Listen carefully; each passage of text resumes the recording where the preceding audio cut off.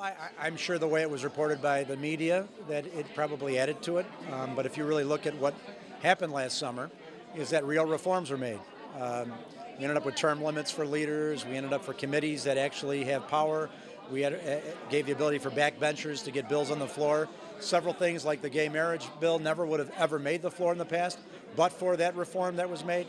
So I think that even though it was presented in the press differently, I think in history we'll look back and see that that was a backbencher change, and I think it's empowered all 62 members of the Senate. And you'll continue to see that as government goes on. No, I don't have any regrets of that, and I think time will tell. And I think it's easy to go and judge people before there's a full hearing and two sides of a story. And I think that that the history will be, will show differently when you talk to me about this in a couple of years. But no, he stood up and did the right thing then, and he did it for the right reasons. Do you have any regrets?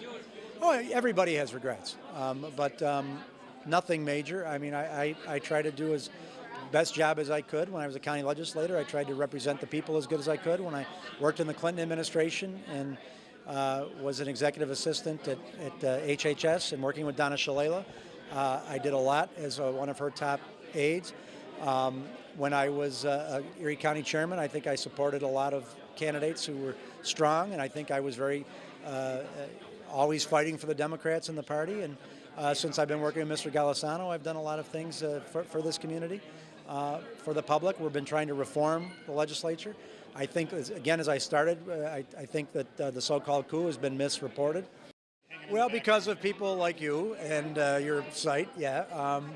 But I don't, I've been very active for about 35 years since I was a young teenager and remain to be. It's, I think it's important to be involved in the political arena and political life and public service in the community. I've been involved in the community both in terms of politics, but also in terms of a lot of things I've done outside of that in the private sector and philanthropy and such.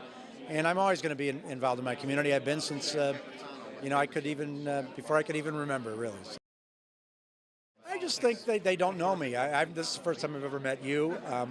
I don't think that they know me. And I think I've been defined by your site and others by my enemies who love talking to you and love telling stories. And, they, forget a lot of other things. They forget, I was an Erie County legislator who did a lot of reforms and accomplished a lot when I was there and put together jobs and had a very stellar record of support for the community that that as chairman, I did things when we became chairman. We changed the water authority. The Republican chairman and I came in and got rid of about 75 jobs and stopped the yearly bonding that they were doing and actually brought a lot of reforms to that place. I think the work I do with Mr. Golisano has been very good for the community.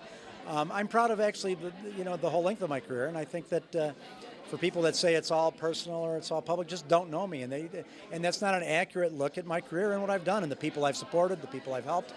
I was one of the first people in the state that supported Chuck Schumer, who's just been a tremendous senator and a great senator, and he's still a friend. And I had a lot of success and a lot of people that I supported. There's people that are on the judiciary, on the bench that I helped get there over the years that are the best judges and stellar judges. And I just think that if you want to talk to the Sam Hoyts and the Dennis Wards of the world, you're going to get a very tainted story and a very bitter story from their part, but you're not going to get the true story. And this is the first time you've ever asked to speak to me, and you love whatever the bald guy is that likes calling people names and is just a rude and an unsuccessful, jealous politician himself who ran for office and was completely nobody would elect him to be a dog catcher, and he loves to call other people's names. So I think it's been very one-sided, and it was very nice of you to talk to me tonight.